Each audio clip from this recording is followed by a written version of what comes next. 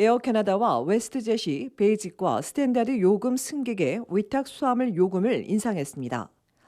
에어 캐나다는 2월 27일 이후 예약부터 국내선과 북미, 카리브해, 중미 지역의 첫 번째 위탁 수화물 수수료를 35달러에서 42달러, 이전보다 5달러 인상했습니다.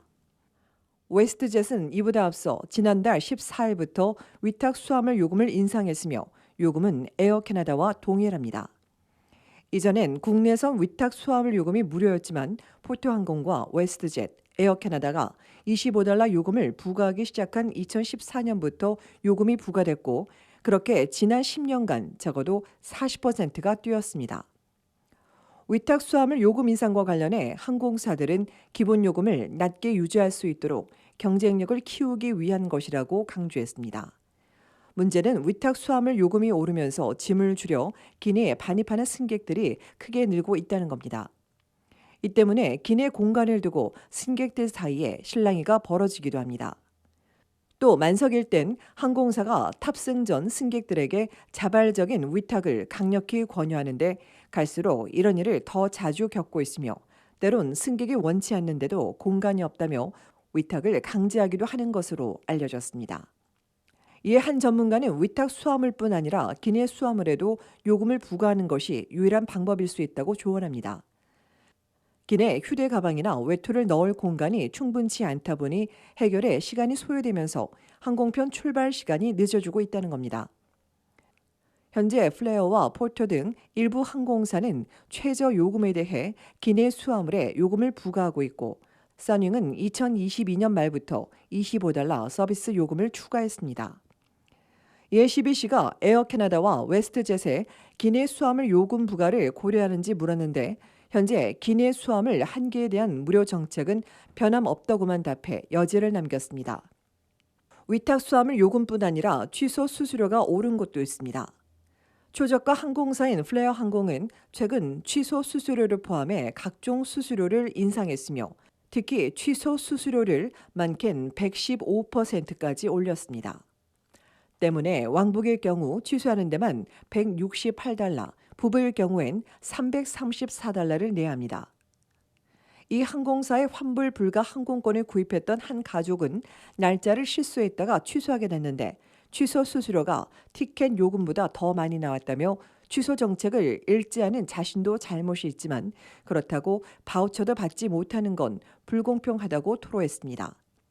이에 대해 플레어 항공은 변경이나 취소 수수료 인상엔 전혀 문제가 없다며 트래블 플렉스 수수료를 내면 위약금 없이 항공편을 변경할 수 있다고 전했습니다.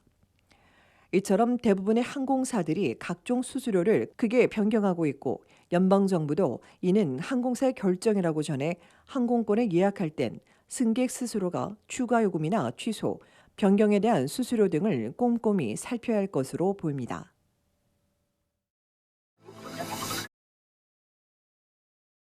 (1984년부터) (1993년까지) 연방 총리를 지낸 브라이언 멀룬이 전 연방 총리가 사망했습니다. 미국 플로리다주 팜비치 병원에서 최근 낙상 사고로 치료를 받던 중 84세를 일기로 별세했습니다. 캐롤라인 멀룬이 온타리오주 재정위원장은 어제 오후 소셜미디어에 부친의 사망 소식을 알려 매우 슬프다며 가족들이 지켜보는 가운데 평화롭게 세상을 떠났다고 알렸습니다. 퀘벡주 전기기사의 아들로 태어나 변호사와 사업가를 거쳐 정계에 입문한 고인은 1984년 연방 보수당 승리로 총리에 오른 뒤 캐나다 미국 자유무역협정, 북미 자유무역협정 체결을 주도하고 환경 문제와 아파르테이트 반대에 적극 앞장섰습니다. 하지만 헌법 개혁과 중요한 협정들은 실패했고 GST 도입 등 조세제도 개편으로 국민의 지지율이 크게 떨어지면서 1993년 2월에 물러났으며 그해 총선에선 보수당이 2석에 그쳐 역대 최악의 선거 결과를 가져오기도 했습니다. 은퇴 후 뇌물 스캔들에 휩싸인 고인은 처음에 부인하다가 결국 무기 거래자에게 $22만 5천 달러를 받은 사실을 인정하기도 했습니다. 고인은 어려운 문제를 두려워하지 않고 추진해 나갔지만 캐나다에서 가장 논란이 많은 총리 중 한 명으로 평가되고 있습니다. 고인의 소식이 알려지자 전국에선 추모 물결이 일었습니다. 저스틴 트루도 연방 총리는 용기 있게 큰 일을 추진한 분이었다며 캐나다를 사랑하고 헌신한 비범한 정치가로 기억될 것이라고 전했습니다. 피에르 포일리에브르 보수당 대표는 역사상 가장 위대한 정치가 중 한 명이라며 훌륭한 이야기꾼이었다고도 말했습니다. 연방정부는 이달 말 고인의 국가장을 거행할 예정이라며 유족과 논의하고 국민들이 추모할 기회도 있을 것이라고 전했습니다.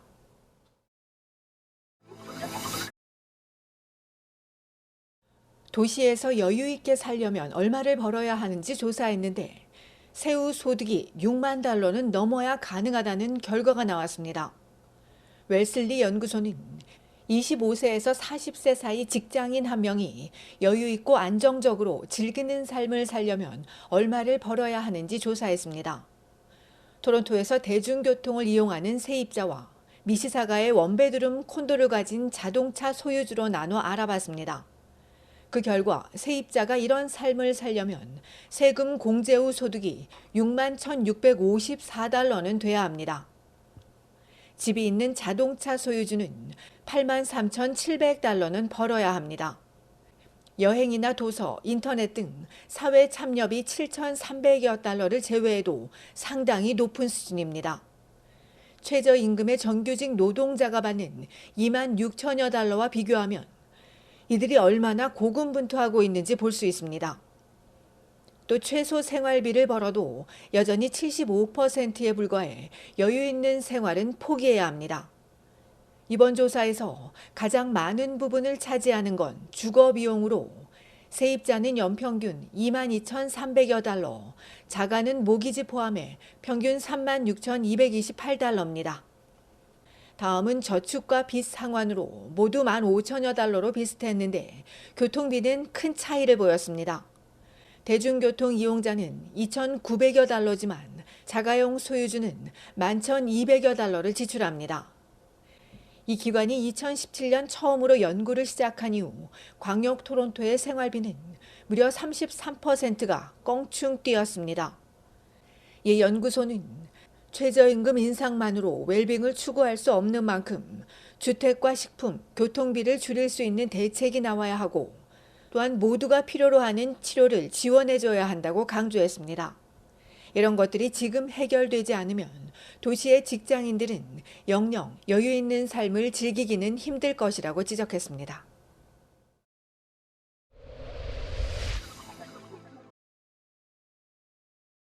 어제나 12시 45분 온타리오주 토론토 핀치 애비뉴 웨스트와 웨스트몰 드라이브에 있는 에트비코 쇼핑 플라자 주차장에서 총격 사건이 발생했습니다.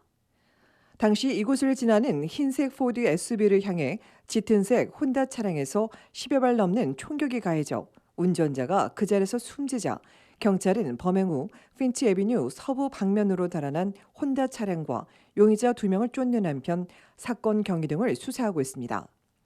이보다 앞서 놀수역 서쪽 버스 정거장에서 묻지마식 총기 사건이 발생해 무관 10대와 시민이 숨지거나 다쳤고 지난 화요일 새벽엔 웨스턴 지역에서 33세와 31세 남성 둘이 총에 맞고 숨지는 등 총격 사건이 잇따르면서 올 들어 지금까지 발생한 총격 사건은 지난해보다 이미 140%가 증가했습니다.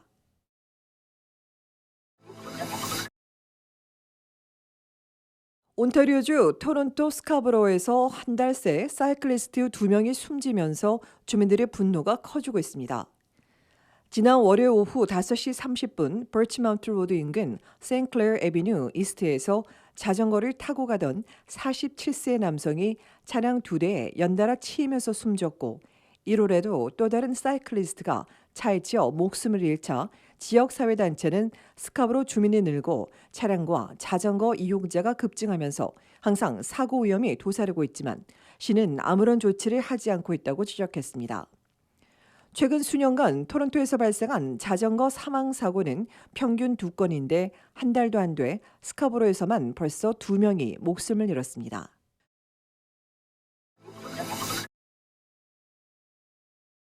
온타리오주 토론토 경찰이 스카보로에서 발생한 묻지마 총격 사건과 관련해 어제 용의자를 체포했다고 밝혔습니다.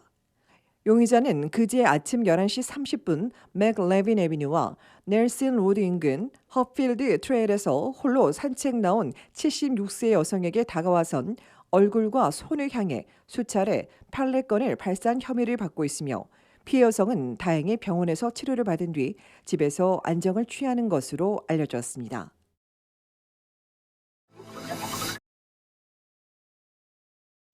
지난해 10월 사이버 공격을 받은 지 5달 만에 온타리오주 토론토 도서관 온라인 이용이 가능해졌습니다. 어제 저녁 소셜미디어를 통해 회원의 온라인 계정 관리와 카탈로그 검색 등이 가능하다고 전한 도서관 측은 오는 4일까지 모든 도서에 대한 작업을 완료할 것이라며 다만 알림 기본 설정 업데이트나 온라인 카드 갱신은 대면을 통해서만 가능하다고 밝혔습니다. 이후 회원들이 한꺼번에 몰리면서 기술적인 문제가 발생하기도 한 가운데 이번 사이버 공격과 관련해 도서관 측은 회원과 자원봉사자, 기부자 정보는 영향을 받지 않았지만 일부 데이터가 손상됐을 가능성이 있어 조사를 진행 중이라고 전했습니다. 지금까지 조사 결과 신번호와 정부 발행 신분증 사본 등 직원들의 개인정보와 이들 가족의 일부 정보가 유출된 것으로 알려졌습니다.